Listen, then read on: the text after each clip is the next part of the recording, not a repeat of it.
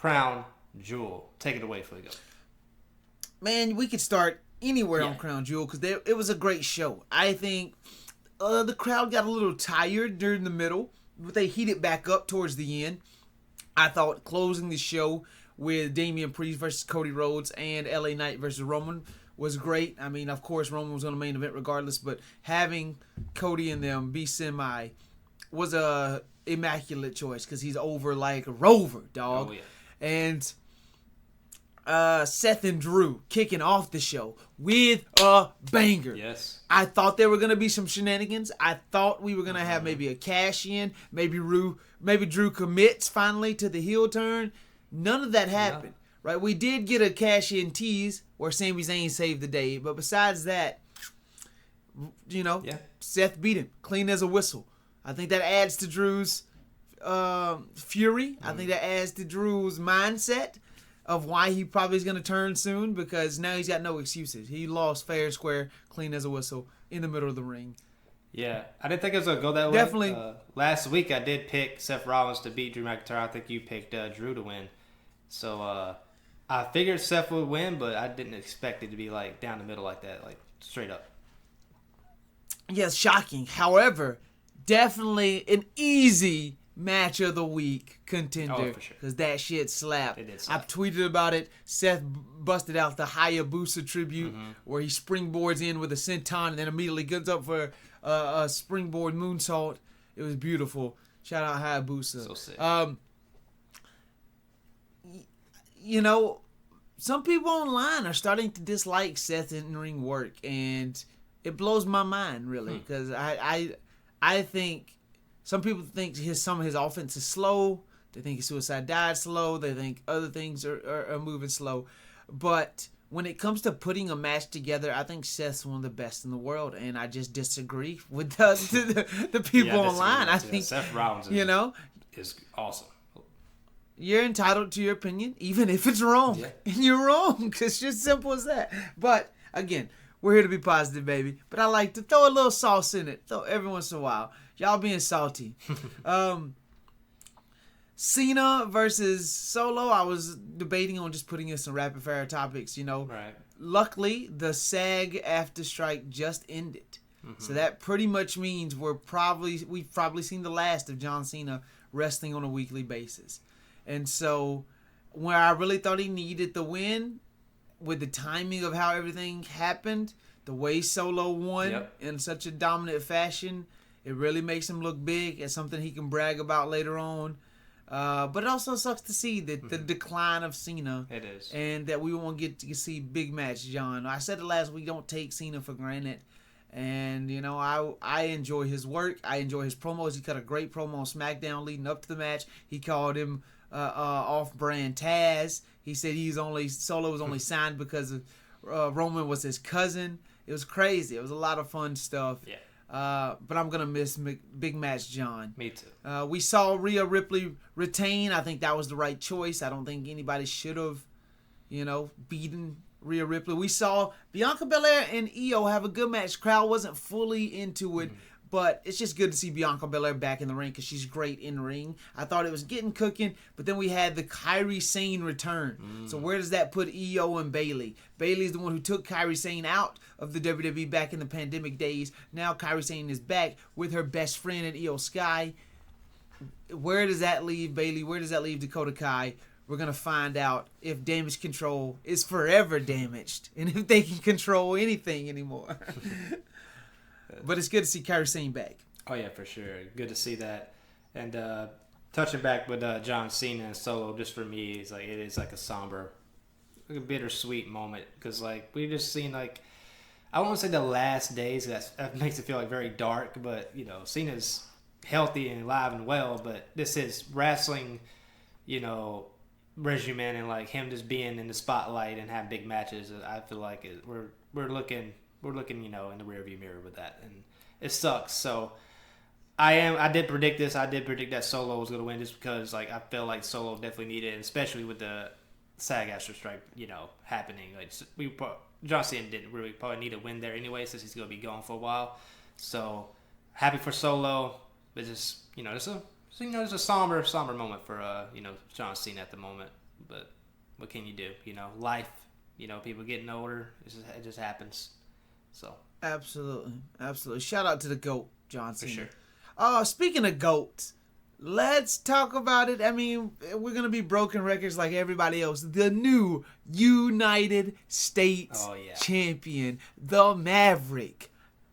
We just talked about the greatest of all time. We're about to talk about the greatest of all prime, like he said on his entrance. Logan Paul. He beats Rey Mysterio in a fun match, I think what I learned most is that Logan Paul is getting comfortable in the ring. Mm-hmm. We've seen him being led in matches a lot. When you're in there in tag matches, you could be led by multiple people. When you're in there with Roman Reigns, he slows things down at a pace that makes you look good. Seth Rollins, This one, though, you have a lot of moves with Rey Mysterio that are high flying, where you have to base, where you have to be on point. Exactly. And you can just tell he's grown comfortable in the ring. He busted out the moonsault slam off the middle rope, which was dope. He busted out the tilt-a-whirl backbreaker, which is fire. He did the hangman lariat again, where he saved Rey Mysterio on a line saw where he's supposed to catch him. He stops himself, then stands up, hits the slam. He busted out an Ultimate Warrior tribute with an Ultimate Warrior splash. He did a gorilla press. There was just a lot of things that impressed me about Logan Paul in this match. He's really good in ring. And now, not only is he really good in ring and athletic, he's comfortable in his own skin. And I'm glad he's going to make the United States title bigger. He's going to make it mean something and take it with him wherever he goes. He enjoys the WWE, and the more we get of him, the better he is, because he's a great heel, and I enjoy it. Yeah, I enjoy it too. That's one thing I want to say about Logan Paul. Of course, the athletic ability is there, but what a lot of people might be glossing over is just how smart Logan Paul is. He's like one of the best marketing geniuses. We all know that. He's great with his YouTube, but just being that smart and self-aware, when he caught Rey Mysterio in that moment, in that spot, that could have ended badly, but I feel like a lot of people in that spot, if they're not smart enough or self-aware enough or just quicker on their feet, they might miss that. And I just want to have a huge shout out to Logan Paul for doing that, and appreciate him for just being like a sponge. You can tell that he's learning so much, and he's just taking it all in, the business. He's not like, oh, I know this already. This is easy. I don't need to. Y'all don't need to tell me anything. He didn't go in there with a massive ego. Oh, this is nothing. I can do this in my sleep type of thing. I feel like he was more of a sponge. He's listening to all the veterans there. They're giving him great feedback. He's taking it all in. And he's putting it in this, and we've seen it before our eyes. He's putting it in the ring and showing us he can put on good matches with legends, and it's awesome to see. So. Sure. Absolutely. Intrigued to see where he's at next. Is he going to be on SmackDown this Friday? Is he going to be there more on a weekly basis? I hope so, because I'm enjoying everything he's doing. Me too. Now let's get to my boy Cody Rhodes, right? Cody Rhodes has shown that he can stay over, can stay the top merchandise draw, can stay having crowds on their feet singing his name. I think him and Damian Priest, who's wrestled before, they wrestled all the way back in Ring of Honor when Cody was there. They had a great match. I very much enjoyed it. 3 Crossroads to end it all. Mm-hmm. He got so high one time on Damian Priest, the South of Heaven chokeslam. It's not a surprise. I think we both had Cody. Right. But it was good to see the crowd so alive for him. It's always a good feeling. Yeah. And then we'll talk about Raw in a minute. We got a fun build for what we got next on Raw as well. But the main event of the night, the main event, LA Knight versus Roman Reigns. Mm-hmm. I saw a lot of bullshit online about Roman Reigns. Okay. I get it. There's a formula to his big matches, right? Wrestle until bloodline shenanigans to cost the guy, cost the babyface. But some people online got it in their mind that Roman can't go anymore. There's even a Twitter thread of Big Dog era Roman, better wrestler in ring than Bloodline era Roman. And I was like, damn. I mean, he definitely was busting out bigger moves, but the storytelling is just such a next level. Right. And I think this match proves that for not only him, but LA Knight too, that they can go in ring and switch up the formula of the matches. I really enjoyed the way this match was laid out. I really love how much stock they put into LA Knight. He kicked out of the spear, which was insane, shocking. And then the finish wasn't just like we've seen before. LA Knight was taking it to both Roman and Uso on the outside, puts Jimmy Uso through a table, and then accidentally gets speared. Or then, I guess I should say, while he was worried about that, he turns around and gets speared through the barricade, thrown in another spear, 1, 2, 3 in the middle of the ring. But I thought it was laid out tremendously. I thought they got me with a lot of false finishes. And to see him kick out of that first spear was incredible. Good way to mix things up. I really enjoyed this match. Another candidate for match of the week. A lot of candidates for match of the week. It's just a lot of bangers happened this week. Crown Jewel, and I don't know if you want to move on to Dynamite just yet because they had a lot of great matches, but yeah, man. Tell me what you think of this Roman LA Knight story and match, and then we can move on to Dynamite. Oh yeah, I thought it was fantastic. What you said about Roman not being great in the ring, like what people saying that, like they're just, I think they're growing tired of Roman and they just want to say something, just because they're just voicing their frustrations. Absolutely. Because he has been champion for a while and it has kind of the same.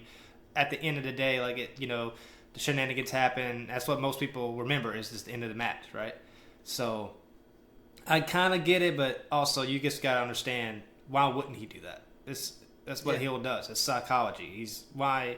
It's like if he can get away with it, he's gonna keep doing it, and it's been working out for him, and till now. And LA Knight, I love LA Knight. He did a great job as well. He is awesome. I feel like it won't stop his momentum. I feel like he still had that momentum because he's just so big time at the moment. And you got Cody winning, Roman winning. It just seems right that it's kind of leading the Roman and Cody again at WrestleMania. So I'm excited. I'm all about that. Yeah. I'm all about that. I'm interested to hear what our listeners have to say. If you're watching the video on YouTube, hit pause right now. Go in the comments. Tell me who you think's better, Big Dog era Roman, Bloodline era Roman. Tell me, do you think LA Knight keeps his momentum or it's going to stagger off a little bit? Does it taper off? Pause it. Let me hear your thoughts. We need to hear. Me and AK will be in the comments below talking to you guys about it.